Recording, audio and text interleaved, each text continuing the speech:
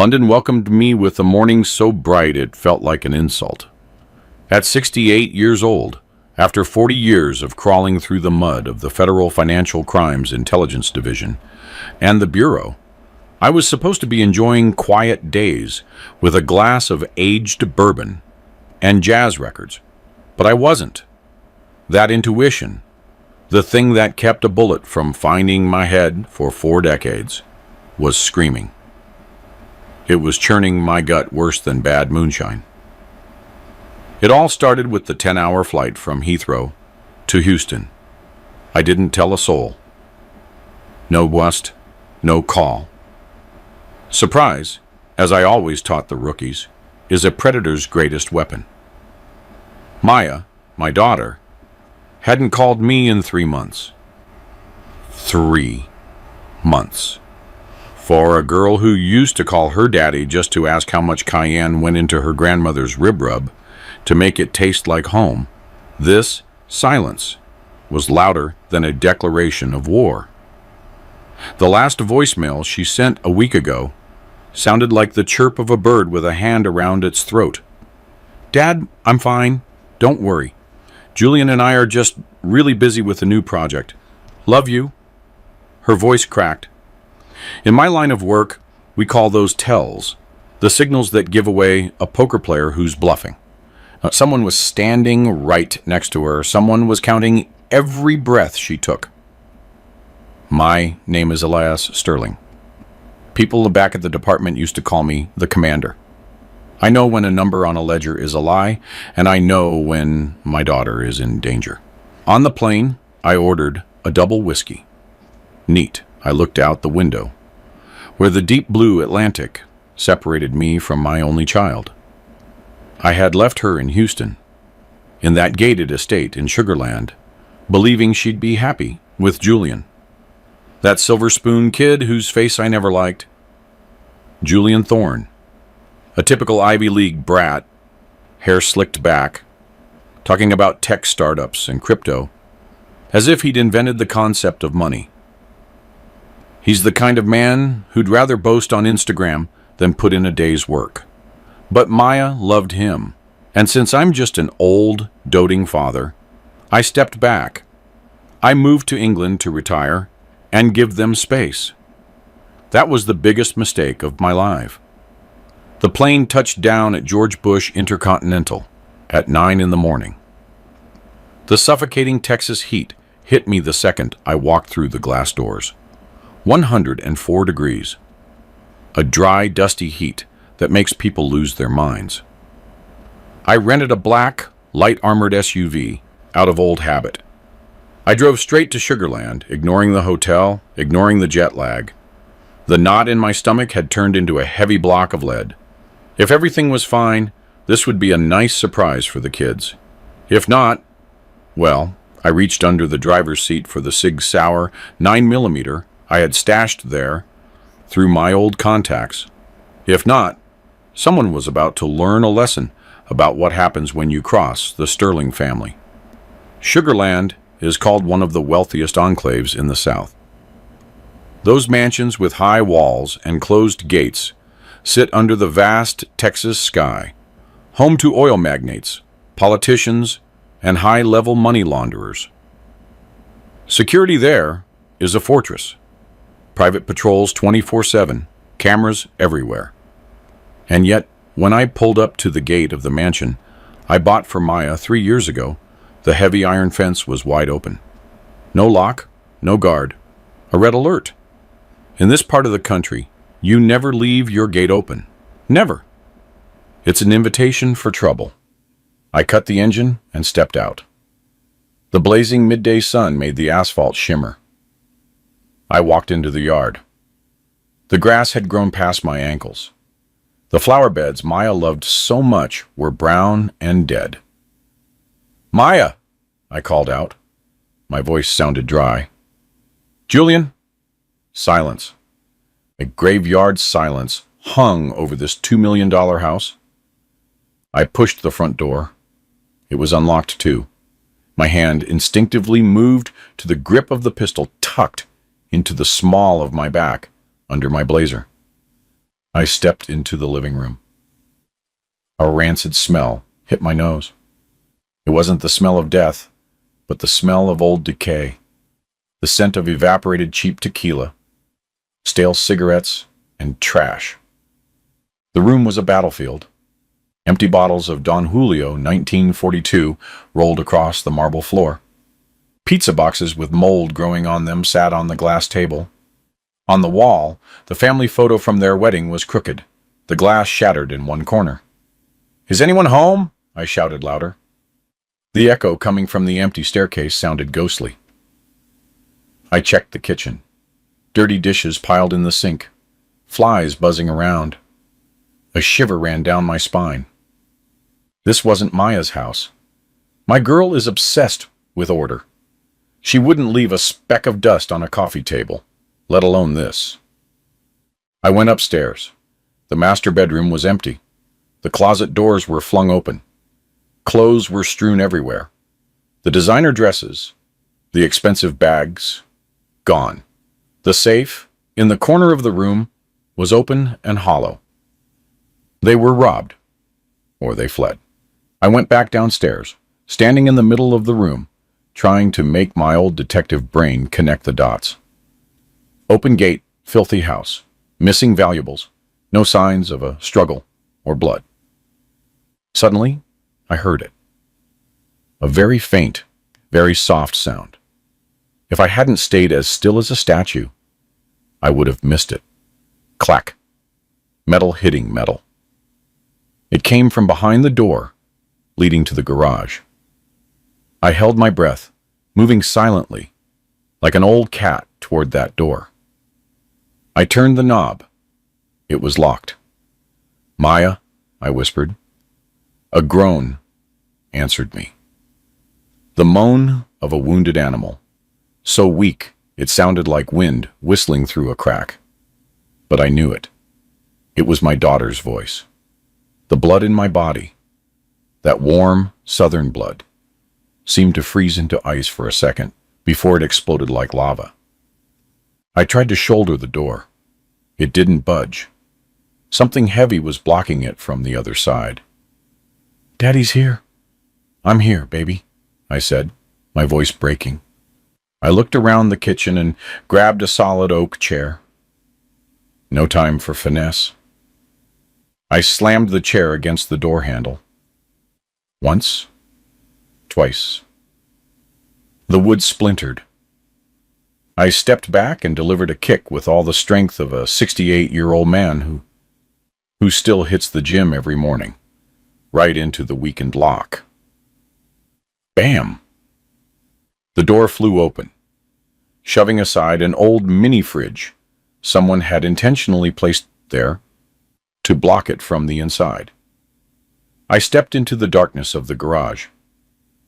The heat inside must have been 113 degrees. No air conditioning, just a few small slats high up, letting in dusty rays of sun. The smell here was worse. Urine, stale sweat, and desperation. My eyes took a few seconds to adjust to the dim light, and when I saw her, my heart shattered into 1,000 pieces. In the far corner, near the main water line, was a small figure huddled on a filthy dog blanket. Maya, my daughter, my precious jewel, the girl I swore to protect with my life, was in chains.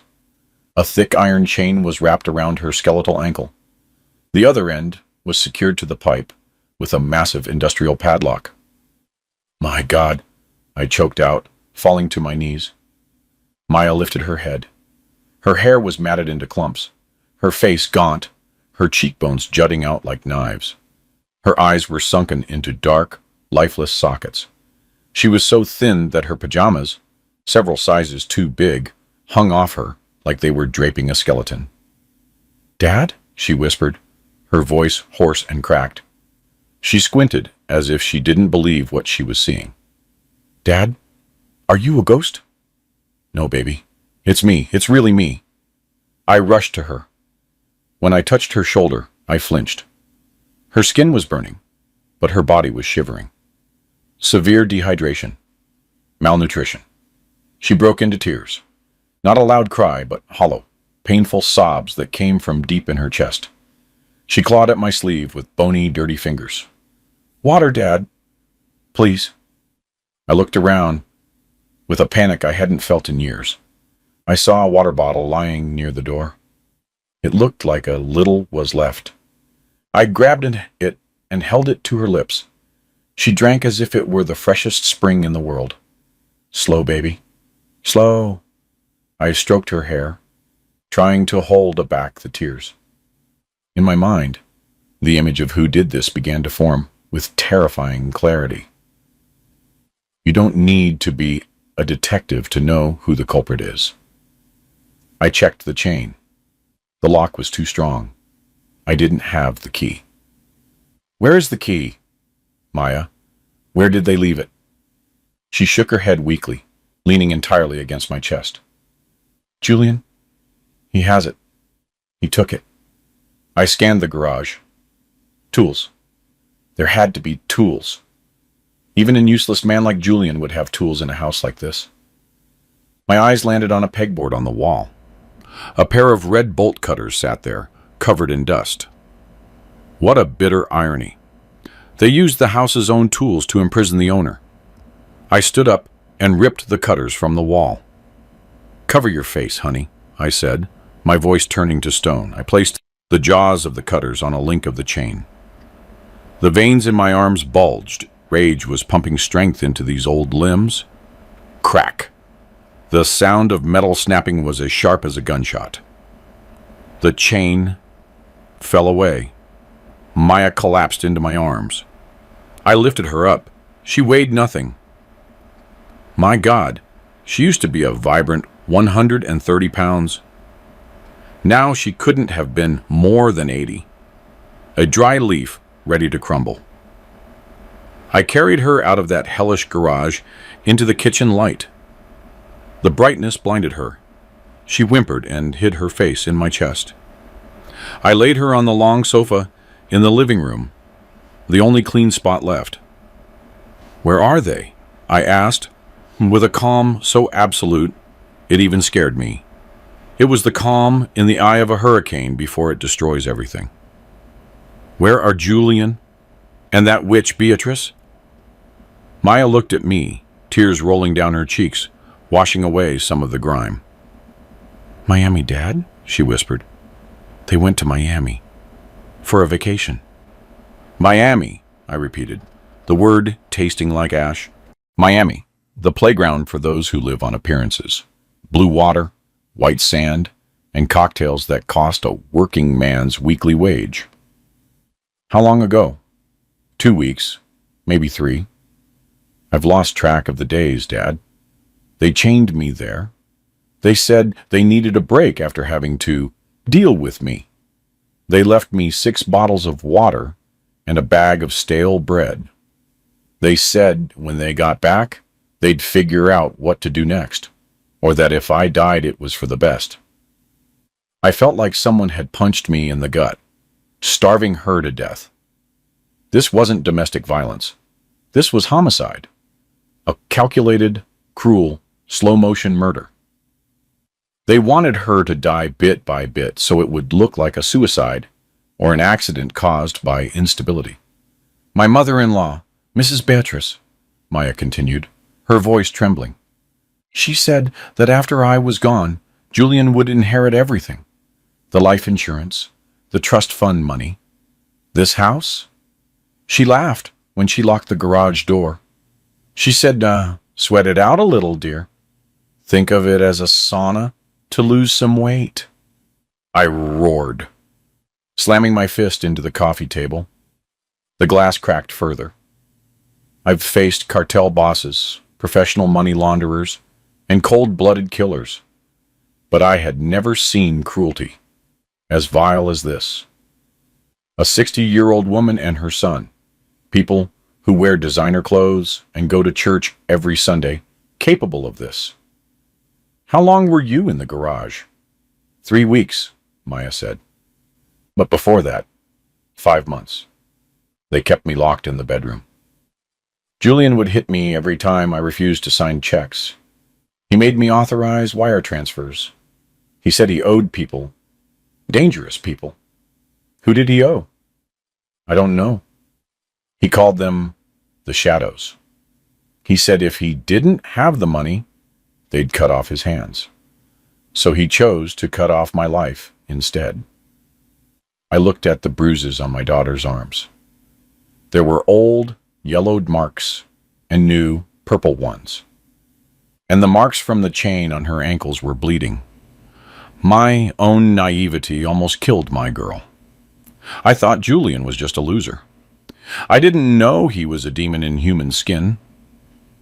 And his mother, Beatrice, was the venomous serpent whispering in his ear. I stood up, went to the kitchen for a clean cloth and warm water to wipe Maya's face. When I returned, she had fallen asleep from exhaustion, her breathing faint. A part of my old self, Elias Sterling, the kind, retired father, died in that instant. He was replaced by the commander, the man who once made the most corrupt men in the country lose sleep. I pulled out my phone. I wouldn't call 911. Local police might be slow, and who knew if Julian had bought someone or if his name carried weight in the city. I couldn't risk it. I needed my own army. I dialed a number, a sequence I hadn't called in 3 years, but one I knew by heart. It rang twice. "Elias, is that you?" A deep, powerful voice boomed on the other end. "Hello, Marcus," I said, my voice icy. "I need you to do me a favor. Not as a friend, but as a debt." The man on the other end was General Marcus Vance, commander of a federal task force in the region. A man who owed me his life after a raid on a cartel warehouse a decade ago. "Talk to me, Commander. Where are you?" "Sugarland, at my daughter's place. I need your most trusted medical team. Discreet. No sirens, no press. And I need this place cordoned off like it's a federal crime scene." There was a brief silence. Marcus understood that when I used that tone, blood has been spilled. "Understood. My men will be there in 10 minutes. What happened?" "My daughter was kidnapped and tortured by her husband. I'll explain later. Just send the team now." I hung up. Just then, I heard footsteps on the patio. I spun around, hand on my weapon. A middle-aged woman, dressed in loud designer clothes and walking a small poodle, peeked through the door. It was the neighbor. "Oh, my word, the door is wide open," she muttered. Then saw me. "Who are you? Why are you in the Thorn house?" I stepped out, trying to keep my face as calm as possible, though I wanted to burn the world down. "I'm Maya's father, Elias Sterling." She gasped and clutched her chest. "Oh, hello, sir." "I'm Mrs. Gable. I live right across the street." I was so worried. I saw the gate open and came to check. "Is Maya here? I haven't seen her in forever." I looked her dead in the eye. Nosy neighbors in the suburbs are sometimes the most effective surveillance cameras. "Mrs. Gable," I asked, "you say you haven't seen Maya. Have you seen Julian?" "Oh, absolutely," Mrs. Gable replied quickly, her gossip instinct fully engaged. "Last Tuesday, I saw young Julian and his mother, the elegant Beatrice. My heavens, they called a massive Uber XL. They loaded it with suitcases, luxury luggage, all of it. Tumi, Louis Vuitton. My heart was racing just seeing it. How did they look? Were they worried?" Mrs. Gable let out a shrill laugh. "Not at all. They were laughing their heads off. Beatrice even waved goodbye to me." Julian shouted, "Goodbye to the Houston humidity. We're heading to paradise." They said they were going to Miami to relax. They looked so happy, like they'd won the lottery. "Happy," I repeated, clenching my fists so hard my nails dug into my palm. "But it was so strange." Mrs. Gable lowered her voice to a whisper. "I thought Maya was with them, or already in the car. Because who goes on a trip with just their mother-in-law and leaves their wife at home when they're newlyweds? Right, sir? Right? I nodded grimly. Very strange. The sound of low engines rumbled in the distance. Two black vans with no markings pulled into the street, followed by a military ambulance. General Vance never disappointed me. Thank you, Mrs. Gable, I said. Go back home, and please don't tell anyone about this yet. For your own safety. At the sight of the armed soldiers stepping out of the vehicles, Mrs. Gable's face went pale. She nodded frantically and ran back to her house, clutching her poodle. I turned back to look at Maya on the SO. The military paramedics were starting to enter with a stretcher. They were laughing when they left my daughter behind. They called this a sauna. They went to paradise. Fine, Julian. Fine, Beatrice. You like paradise? I'm going to show you what hell looks like. I'll make you wish you were never born. I stroked my daughter's forehead one last time before they lifted her onto the stretcher. Rest, baby. When you wake up, the world will be different. I promise. I walked out of the house and pulled out my phone to call the second person. Attorney Preston Hale, the most bloodthirsty shark in the Texas legal world. The hunt begins. The Houston Methodist Hospital stood like a glass tower in the heart of the city. This was where the wealthiest came to cure their rich people problems. Today, however, that fake luxury couldn't hide the stench of a crime. I stood outside the VIP emergency room, looking through the thick glass. Inside, 3 doctors and 2 nurses surrounded Maya. General Vance kept his word. This was the best team, and more importantly, the most discreet. The department head, Dr. Bennett, stepped out and pulled off his mask. He was a calm, middle-aged man, but right now he looked shaken. Mr. Sterling, he said softly, I need to speak frankly with you. Speak, doctor. No sugarcoating. Dr. Bennett took a deep breath and handed me the newly printed medical file. The pages were still warm, but the content turned my blood to ice. The malnutrition and dehydration are obvious. If you had arrived 24 hours later, her kidneys would have failed completely. But that's not the worst of it. He flipped to the x-rays. Look at this. The 6th and 7th ribs have partially calcified fractures. That happened about 3 months ago. The left wrist was fractured 5 months ago, and the right kidney has soft tissue bruising, likely from a kick or a blunt object, from 2 months ago.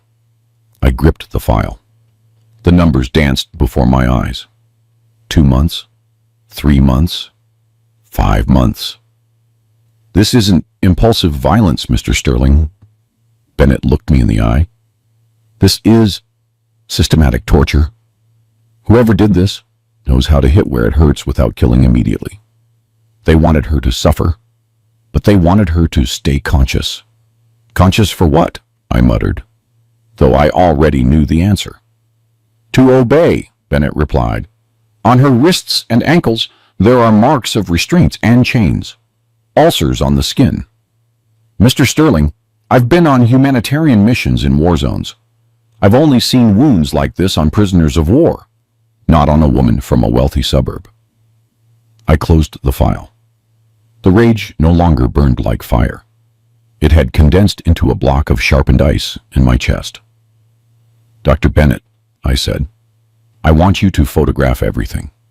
Every bruise, every scar, every broken bone. I want a forensic report so detailed that no lawyer can twist it. And I want this kept secret. On the intake forms, list it as a car accident until I tell you otherwise. Bennett nodded. In this city, the name Elias Sterling still carried weight. Understood, Elias. We'll watch over her like she's our own. When the doctor left, I looked at Maya through the glass again. She was sedated, IV lines connected to her skeletal arms. Julian, you hit my daughter. You broke her ribs. You left her drinking tap water to survive. I'm not going to kill you, you coward. Killing you would be too easy. I'm going to skin you layer by layer until you're just a pile of shivering meat with no value, just like you tried to do to my daughter. I pulled out my phone. It was time to call my wolves. 2 hours later, in a private hospital boardroom I had borrowed, two men walked in. They were the two extremes of the Houston underworld, but both were the sharpest weapons in my arsenal. The first was attorney Preston Hale, 50 years old, wearing an impeccable Armani suit, hair slicked back. Preston is a top-tier criminal lawyer, nicknamed the Great White. He specializes in defending those the world wants to hang, or locking up those the law can't touch. He's as ruthless in court as a butcher with a scalpel. The second was Jax, 28 years old, oversized hoodie, ripped in jeans, and old sneakers. He looks like a lazy student, but Jax is a genius. He once hacked the Department of Defense just to see his girlfriend's security clearance results. I got him out of a jam when he was 20, and he's worked for me ever since. He can find the serial number on your underwear with a few clicks. Elias, Preston greeted with a sharp nod. It's been too long. You look as imposing as ever. Save the compliments, Preston. I pointed to a chair. Sit. Jax didn't say a word, just nodded, and threw his backpack with his laptop onto the table. Hey, boss. The Wi-Fi here sucks. I just hacked the hospital's internal network to speed it up. I tossed Maya's medical file onto the table. Read it. Preston took the file and scanned it. The social smile on his face vanished. He frowned as he flipped the pages. Jax leaned in to look as well. My God, Preston breathed. This is your daughter. It was Julian Thorne and his mother Beatrice. Julian, I said. Jax looked up. That guy who flaunts rented Ferraris on Instagram? I thought he was just a harmless snob. He's not harmless. He's a demon. I grit my teeth. They're in Miami. I want you to do two things. I turned to Preston.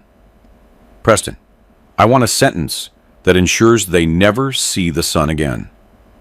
Kidnapping, torture, attempted murder, extortion. I want you to prepare the papers to take everything from them. The house, the accounts, the cars. I want them to be destitute the moment they step off that plane. Easy. Preston smiled with a cruel, thin-lipped grin. With this medical file, I can charge them with attempted first-degree murder with aggravating circumstances. In this state, that's as heavy as it gets. The judge will bury them. I turned to Jax. And you, Jax, I want you to dig deep. I want to know what they eat, who they sleep with, who they owe. I want to know every cent they spend in Miami. And most importantly, I want to know where my daughter's money went. Jax typed furiously. I've been keeping an eye on that Julian for a while, just because I didn't like his face. He's got a secret account in the Caymans, but it's been empty lately. I'll trace it back. Give me 24 hours. You have 12, I ordered. They return next Thursday. I want the trap set before the plane lands. Preston drummed his fingers on the table. Elias, there's one problem. Julian has connections. His father, though he's dead and still has friends in the city government. If we arrest him, someone might intervene. I let out a cold, hollow laugh. Let them try.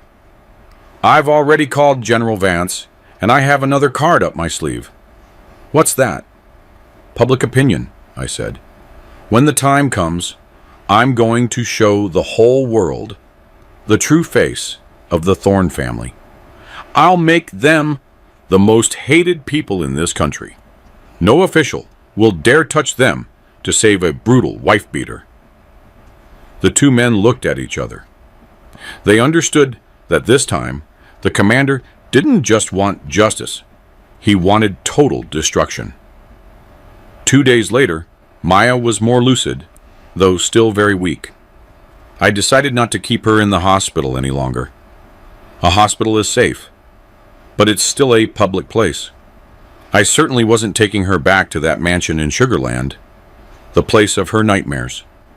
I took her to the Fortress. It's a penthouse on the 40th floor of the Sterling Tower, coincidentally sharing my name. The most secure building in downtown Houston. I bought it 5 years ago as an investment, and now it has become a sanctuary. The private elevator took us straight to the roof. The door opened to a massive space with a view of the entire Houston skyline, shimmering with lights, and the vast landscape beyond. Maya was in a wheelchair.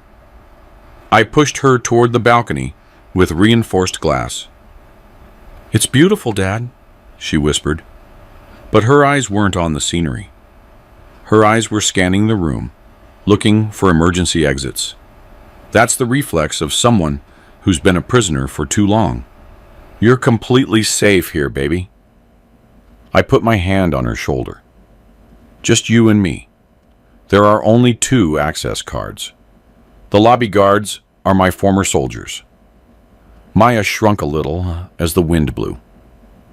"Dad, I'm scared. When Julian comes back, he'll look for me. He'll say, 'I ran away.' He won't do anything," I interrupted firmly. "He will never touch you again." That night, I sat by Maya's bed. She had nightmares. She screamed in her sleep, moving her hands as if trying to block invisible blows. "No, I already signed. Don't hit me anymore, Julian, please." I squeezed her hand, waking her up. Maya snapped her eyes open, drenched in sweat. When she realized it was me, she broke down crying. "Tell me everything," I said softly. "I need to know everything to end this demon." Maya trembled, took a sip of water, and began to tell her story. It revealed a crucial detail I had been looking for. "Dad, he didn't always hit me out of hate," she said, her voice choked. "He hit me with a purpose. Every time he lost on sports bets, he'd come home and ask me for money sweetly. When I refused, because I'd already transferred too much, he'd start educating me. He'd say, 'Sign this on the iPad, or I'll break your fingers.' How much did you sign?" I don't remember much. He used my banking app. He forced me to look at the screen for Face ID. He emptied the trust fund Mom left me. I nodded. This wasn't just domestic violence. This was robbery. "Sleep, baby. Tomorrow Uncle Jax is coming. We're going to get it all back." The next morning, the massive living room of the penthouse became a command center. Jax had laptops, screens, and cables spread everywhere. Preston was sitting on the sofa, drinking an espresso with a thick stack of documents in his hand. "Ready, boss. Look at this." Jax signaled me over. On the big screen were 2 data tables, side by side. On the left was Maya's medical history, dates and times of ER visits, diagnoses. On the right were the bank transaction records Jax had just extracted. "The coincidence is chilling," Jax said, pointing at the screen. "Look, March 15th, Maya enters the ER for a fall down the stairs, fractured left forearm." He slid the mouse to the right column. March 16th at 9 in the morning, a transfer of $50,000 from Maya's account to Julian's. Concept. Business support. I felt the blood rush to my face. "Go on," I ordered. April 20th. Maya with a concussion. Torn eyelid. The doctor noted hit by a door. April 21st. Transfer of $75,000. This time, straight to a joint account held by Julian and Beatrice. And here's the kicker. Jax pointed to the last line in bright red. May 25th. 2 days before they chained her in the garage, Maya transferred $120,000. Every cent she had left. Then the account went to zero. He beat her to force her to sign, Preston said, his voice sharp. He stood up and approached the screen. Elias, do you know what this means legally? This is proof of torture for the purpose of aggravated extortion and kidnapping. If it were just domestic violence, his lawyer might try to reduce the sentence to 3 or 5 years if he played the remorseful husband card. But with this comparison table, no. Preston hit the table. Blood for money. Every wound has a price. This is the behavior of a cartel, not a husband. With this evidence, I can ask the judge for the maximum 40 to 50 years, no bail. I looked at the numbers, and every dollar amount was stained with my daughter's blood. For a broken arm, $5,000. For a concussion, $10,000. Is there anything else? Jax hesitated. I found where the money went. Julian didn't invest in any business. He transferred everything to an online gambling site with servers in Malta and paid off debts to a shell company called Northwood Financial. I already checked their background. They're a front for old-school loan sharks.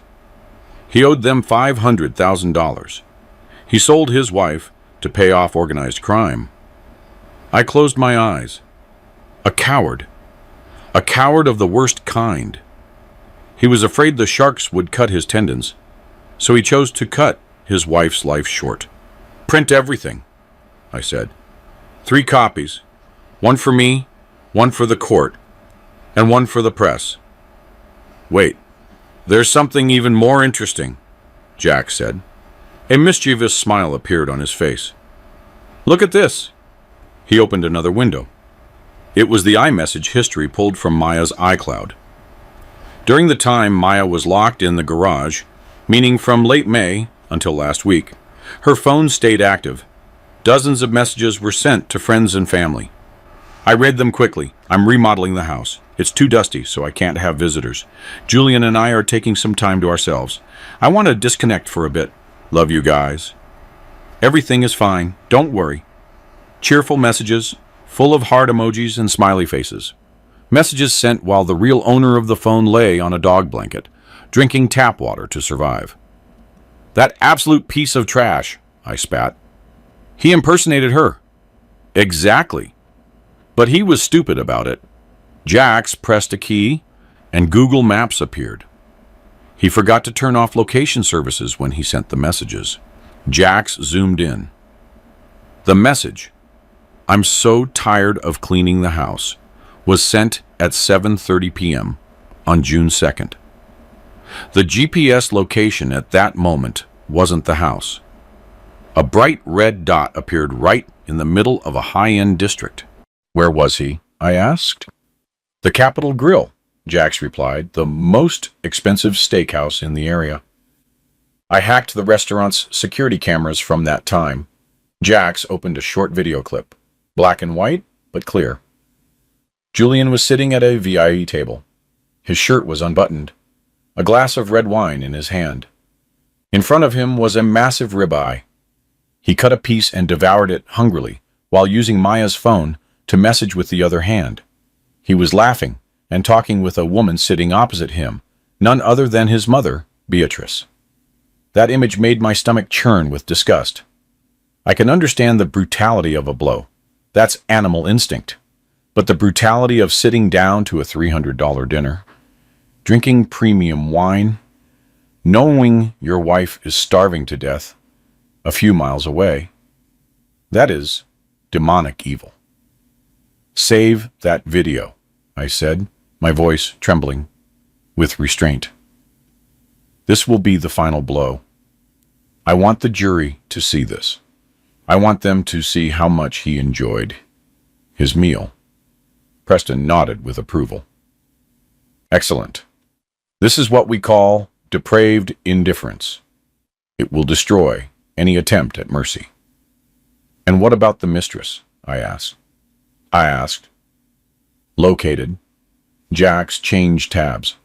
Vanessa Lopez, Instagram model, 22 years old. She's checking into the same resort as Julian in Miami. She's posting stories constantly. Julian lied to her, saying he was already divorced and that his wife was crazy. Good. I stood up, adjusting my blazer. It's time to meet Miss Vanessa, or at least send her a gift. What are you planning? Preston asked. I'm going to give her a choice, I said. Become my witness, or become Julian's accomplice, and go to prison with him. I don't think a mother would like an orange jumpsuit. I looked out the window where black clouds were starting to cover the horizon. The storm is coming, Julian, and you'll have nowhere to hide. Jax, book my flight. Preston, get the warrant ready. This Thursday, we're going to welcome our family at the airport. Julian was an idiot. That was clear. But he didn't act alone. Besides, that old fox Beatrice. He had another fatal weakness, common in men like him: vanity. Jax projected Vanessa's Instagram account on the screen. A young girl, tanned in skin, blonde highlights, and lips full of filler. Her photos were full of bikinis, parties, and check-ins at five-star resorts. The last photo was posted 3 hours ago. Vanessa was holding a mojito, smiling radiantly by an infinity pool in Miami.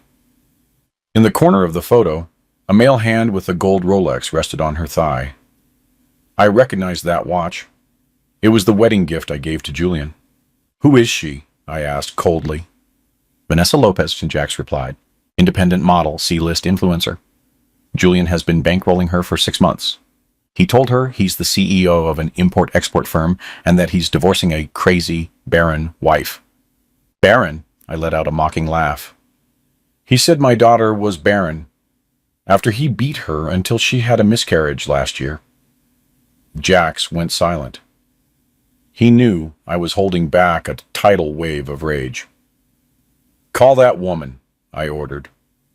Right now. She's in Miami. Make a FaceTime call. On it, boss. Jax manipulated the system, so the call appeared to be from Julian's number. It rang 3 times. The screen lit up. Vanessa appeared, lying on a lounge chair with massive sunglasses. Hey, baby, why did you take so long in the bathroom? I'm going to order another pina colada. She stopped dead when she saw an old, scarred man with a graying beard on the screen instead of her young boyfriend. Who are you? Why do you have Julian's phone? Don't hang up, girl, I said in a deep, dangerous voice, like the growl of a pit bull.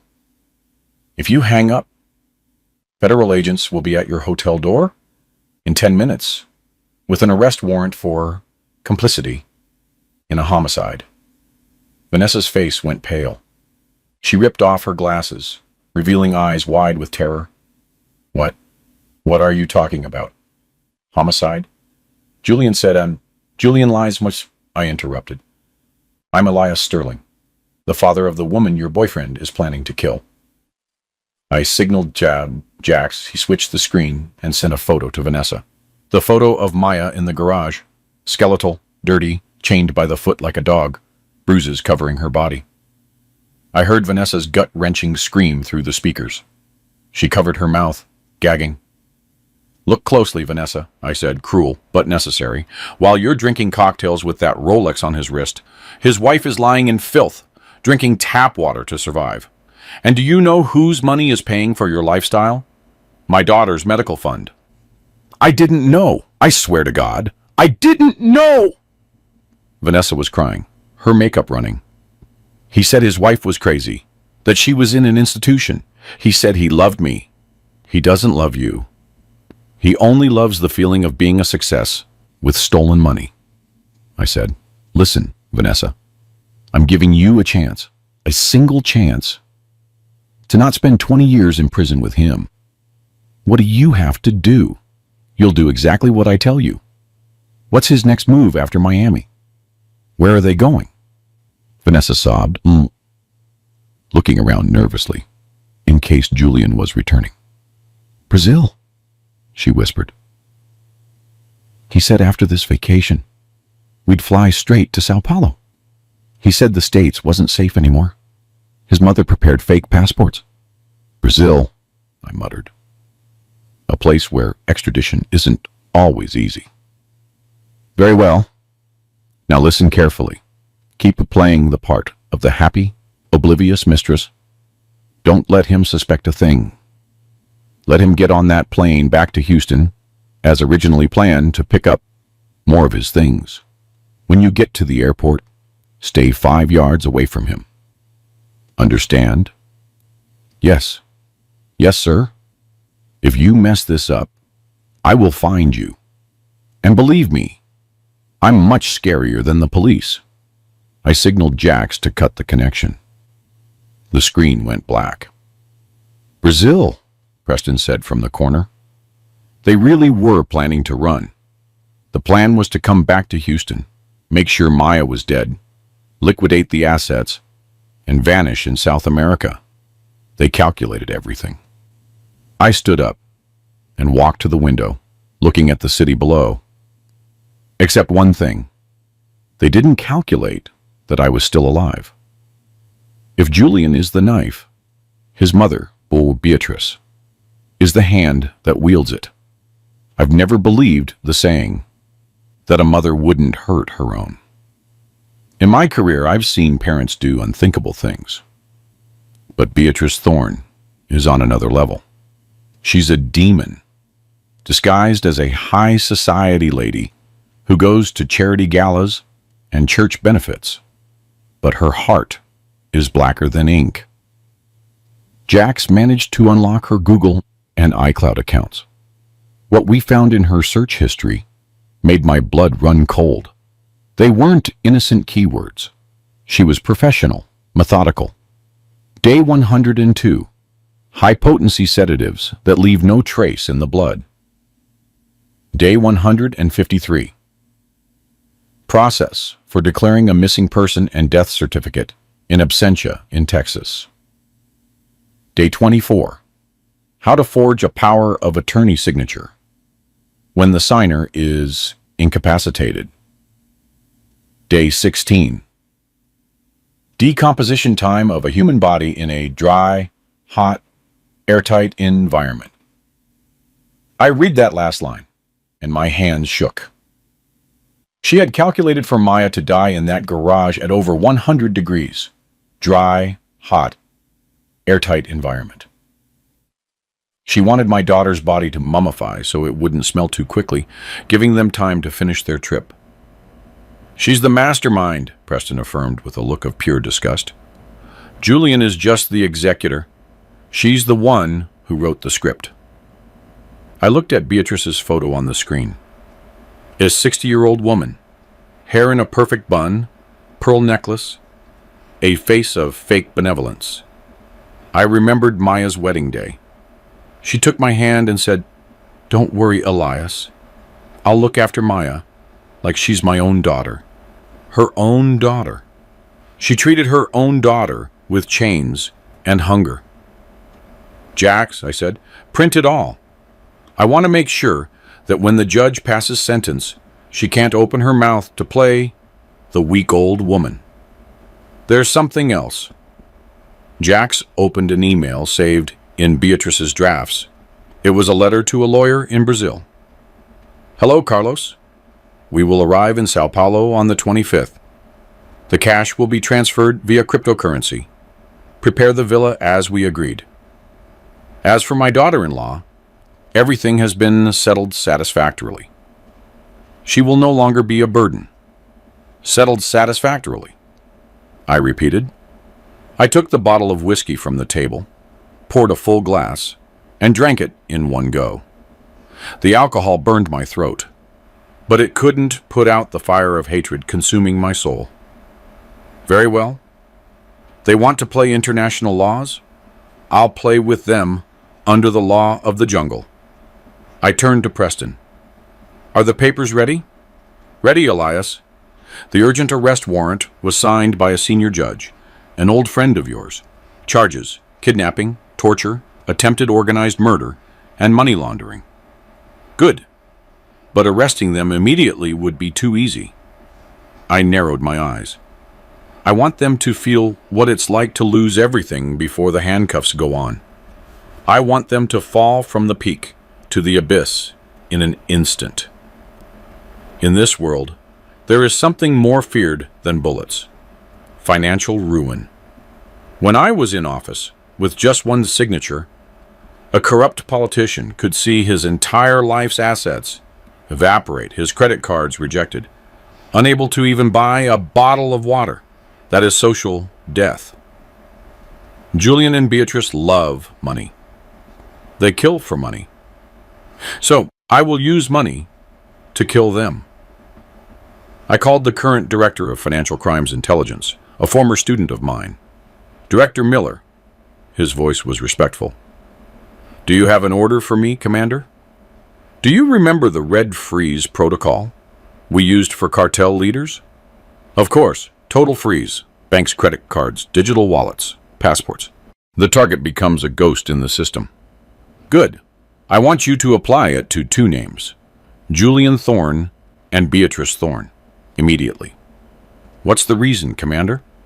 I need a valid excuse for the file. Suspicion of money laundering for organized crime and financing illegal activities, I said without blinking. They just made large transfers to offshore crypto accounts and have links to illegal lenders. That's enough. It's more than enough.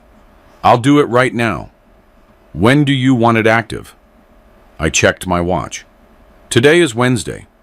Their flight from Miami to Houston lands tomorrow at 3 p.m. Activate it at 2 p.m. tomorrow while they're in the air.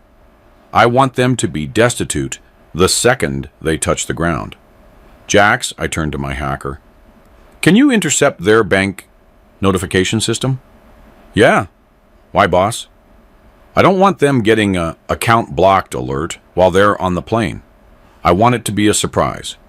Block all notifications. Let them have the confidence to swipe their card one last time. Preston smiled, closing the file. You are ruthless, Elias. Ruthless? I shook my head. No, Preston. This is mercy. I'm teaching them a lesson about the value of money. They sold their souls for it. Now, I'll take both their money and their souls. That night, I didn't sleep. I sat cleaning my old Sig Sauer. It's not that I planned to shoot anyone. These days, shooting is a low-resource move.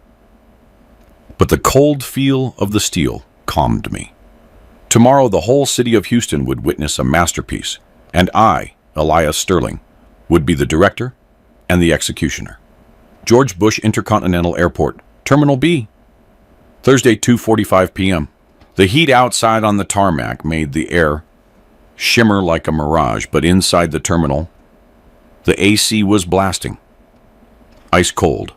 I was sitting in a discreet corner of a Starbucks across from the domestic arrivals gate.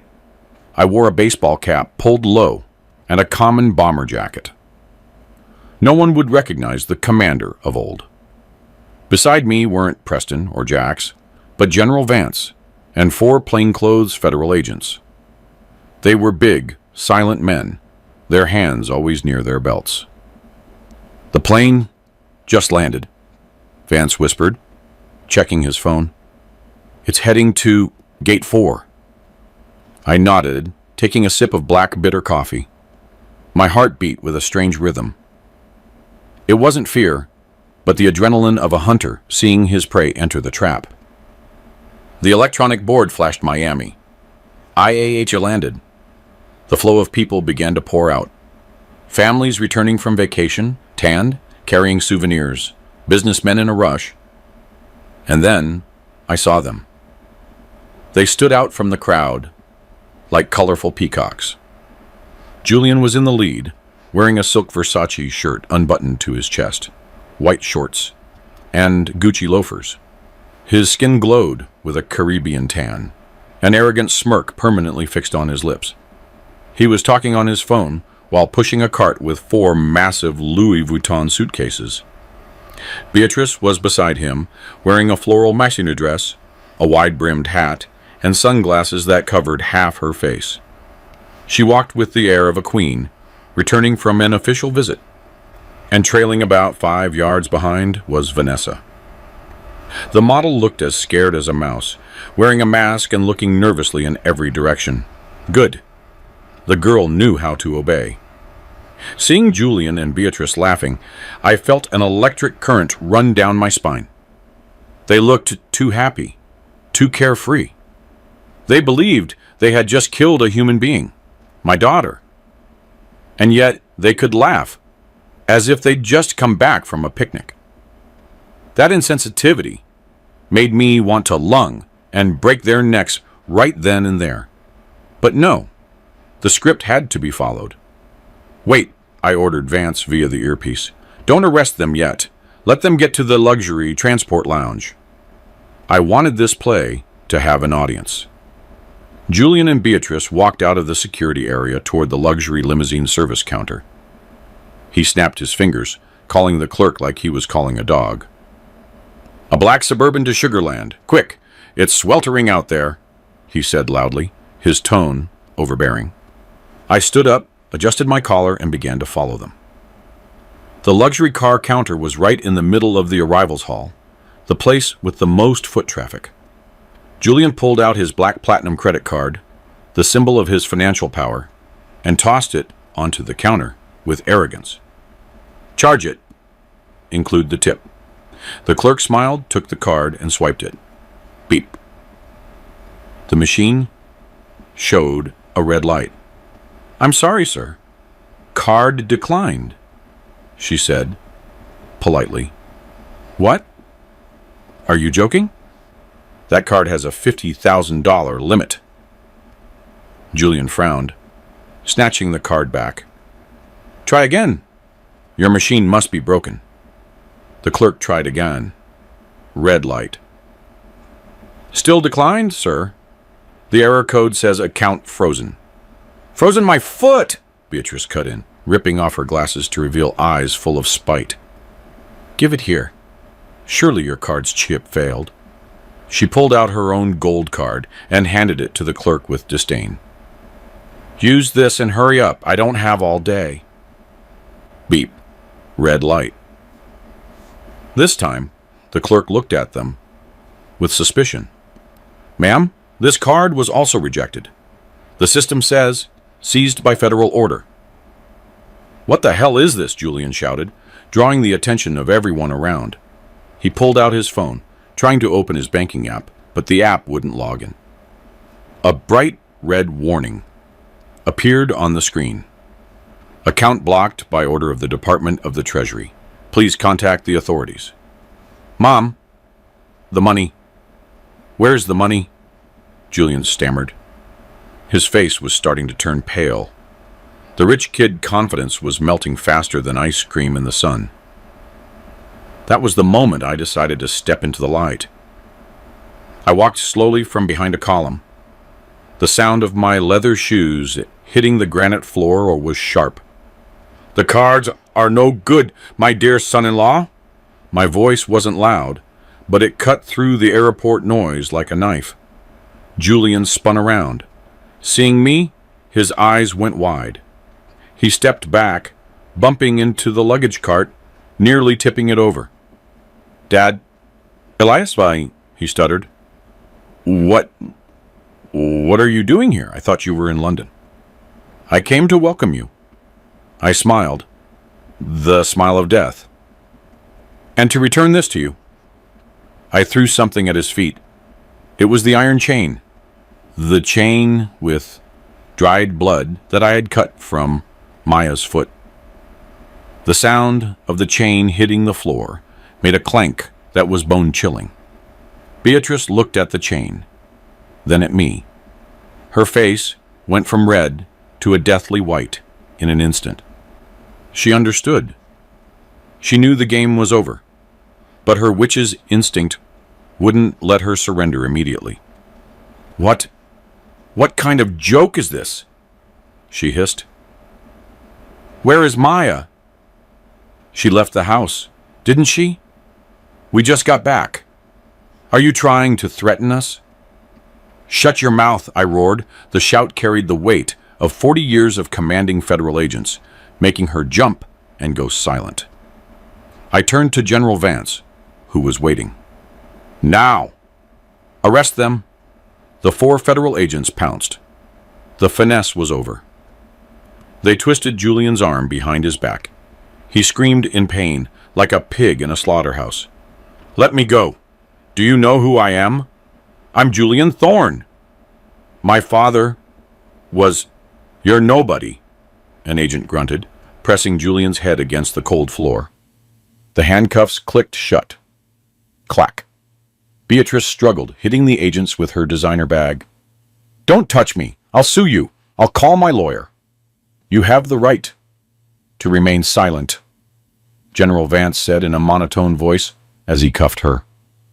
Anything you say can and will be used against you in a court of law. Charges: kidnapping, torture, and attempted first-degree murder. The whole airport lobby was in chaos. People pulled out their phones to record. Flashes went off incessantly. Maya! Where is Maya? Julian howled as they dragged him away, his eyes searching. He still held on to the hope that it was a misunderstanding, or that Maya was dead and couldn't testify. I walked up to him and whispered in his ear, Maya is waiting for you, Julian, but not at home. She's waiting for you at the courthouse.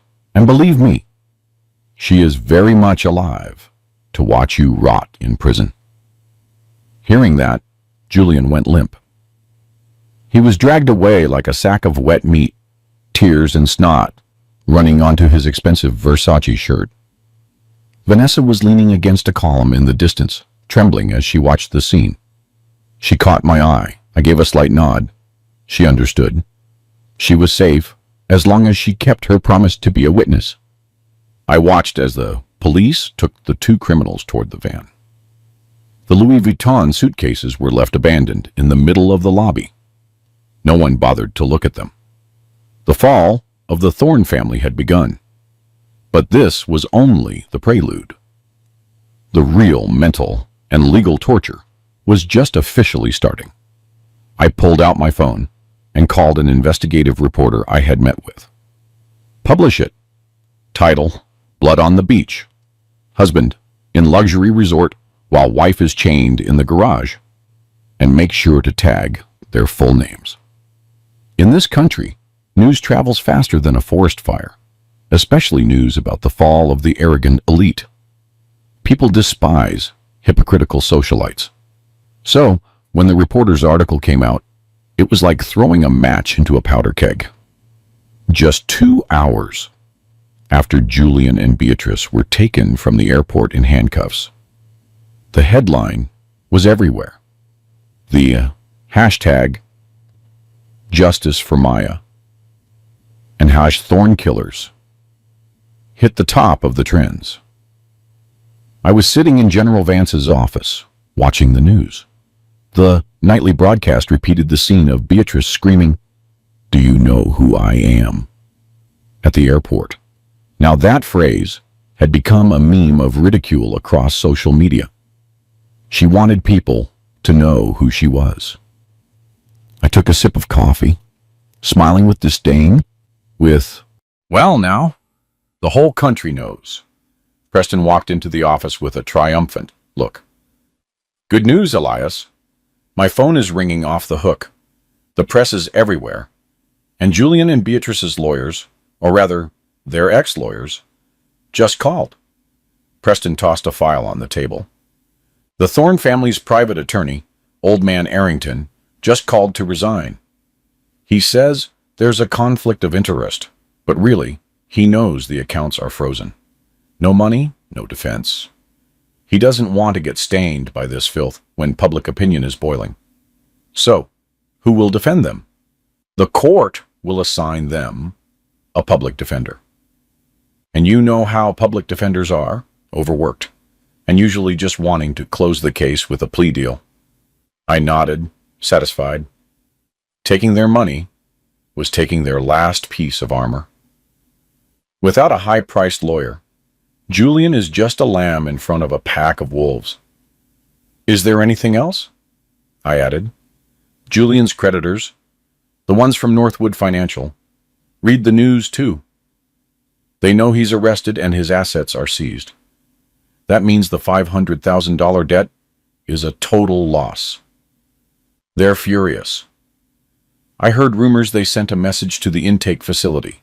If you talk, you're dead. I lit a cigar. The smoke drifted up. Excellent. So Julian is trapped between two fires, the law at the front door and the mob at the back. We'll see how long he lasts. The next day, Houston Police Department, major crimes. I was behind a one-way mirror, looking into the interrogation room. Inside, Julian was sitting, huddled in a metal chair. The Versace shirt that looked so grand yesterday was now wrinkled and stained with sweat and tears. He no longer had the arrogance of a Sugarland Jr. He looked like a lost child looking for his mother. Sitting across from him was Captain Osorio, a veteran interrogator from Vance's team. "I want to make a call. I want my mom," Julian blurted out. "Your mother is in the room next door, busy selling you out," Osorio lied fluently, slamming the file on the table. "She says you forced her to help. She says you're a gambling addict, that you owed organized crime, and you came up with the idea to kill your wife for the insurance." "Lie! She's lying!" Julian jumped up, his face turning red. "It was her! She was the one who looked up how to get the death certificate. I only followed orders. She said if we didn't do it, the sharks would come to the house and kill us both." Behind the glass, I smiled. The prisoner's dilemma. When cornered, the selfish tear each other apart to survive. "You say you were forced." Osorio arched an eyebrow. "You say you love your wife, that it hurt you to do this?" "Yes, I love Maya. I had no choice," Julian whined. "Then explain this." Osorio pulled out a tablet and played the video Jax hacked from the steakhouse cameras. The image of Julian eating steak, drinking wine, and laughing with his mother was crystal clear. He was using Maya's phone to send fake messages. "Look closely, you dog," Osorio growled. "At that moment, your wife was chained up drinking tap water, and you were eating Wagyu and drinking $100 wine. You look real devastated, don't you?" Julian froze. He stared at the screen with his mouth open, unable to say a word. That video completely ripped off his mask of being a victim of circumstance. It exposed his cold cruelty. "This is evidence of depraved indifference and extreme cruelty," Osorio said.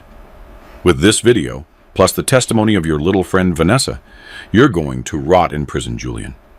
You'll never see a beautiful woman or a luxury car again. Your partners from now on will be the guys in the state penitentiary." Julian buried his head in the table, breaking into uncontrollable sobs. I turned to look at the monitor for the next room. Beatrice was tougher. She sat with her back straight, refusing to talk, her eyes fixed on the wall. But I saw her hands shaking. She knew her fantasy empire had crumbled. I walked out of the observation room. I didn't need to see more. Their fate was sealed. 3 weeks later. Harris County Courthouse. The tension in the courtroom was at a breaking point. The room was packed with reporters. Outside, a crowd of protesters held signs saying "Horse Justice for Maya" and shouting for the maximum penalty. I was sitting in the front row, holding Maya's hand tightly.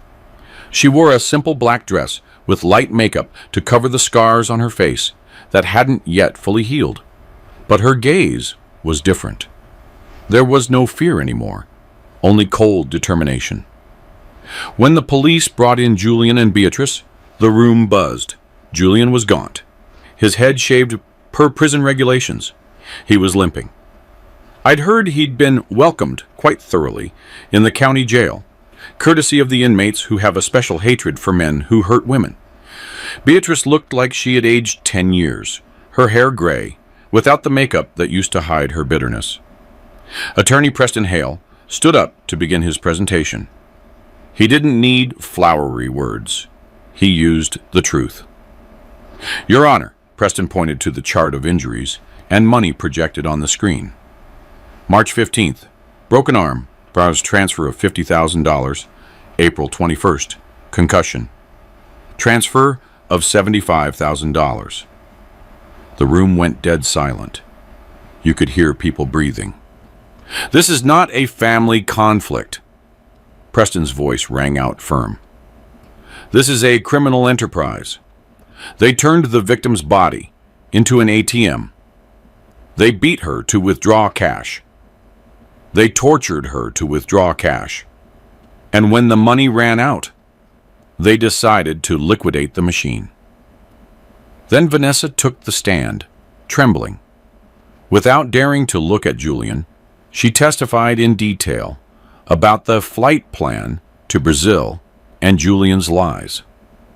Finally, the steakhouse video was projected. The judge, a stern woman named Judge Sterling, no relation, but a good omen, frowned with evident disgust. She looked at Julian as if he were trash. When it was time for the final words from the accused, Julian stood up, shaking. I'm sorry. I made a mistake. Please, have mercy. Beatrice stood up and screamed. It's all that girl's fault. She set us up. She couldn't finish the sentence. The bailiffs silenced her and forced her to sit by order of the judge. Enough. Judge Sterling struck the gavel. Sentencing for the defendant Julian Thorne for the crimes of kidnapping, torture, attempted first-degree murder, and fraud, 35 years in prison without the possibility of parole, to be served in a high-security federal facility. The name of the facility made Julian collapse to the floor. It's the place where they keep the most dangerous criminals. That place is hell on earth. For the defendant, Beatrice Thorne, for the crimes of solicitation and complicity, on 20 years in prison. Furthermore, Aning, the judge continued, all assets of the defendants are to be seized and auctioned to pay for the material and moral damages to the victim, Maya Sterling. The strike of the gavel, thump, sounded like a coffin closing. Maya squeezed my hand. A tear rolled down her cheek, but it was a tear of liberation. It's over, baby, I whispered. The nightmare is over. 3 months later. We didn't have to go back to see him, but Maya wanted to. She said she needed to see him one last time to confirm that the monster in her mind was actually just a pathetic man. We drove to the state prison. The 10-foot gray concrete walls with guard towers and barbed wire made the air feel heavy as lead. Finally, they brought Julian in. If I hadn't known beforehand, I wouldn't have recognized him. The junior from before was now just skin and bones. A long scar ran from his ear to his chin, the mark of prison law. His right eye was swollen, and he was missing a front tooth. He walked hunched over, his eyes darting nervously in fear. He had become the prey in the brutal food chain of that prison. He sat down and picked up the receiver through the bulletproof glass. His hands shook violently. Maya, he whispered with a broken voice. You came. Forgive me, I was wrong. Get me out of here. It's horrible here. They hit me every day. The creditors hired people in here to torture me. Help me. Maya took the receiver, looking him straight in the eye.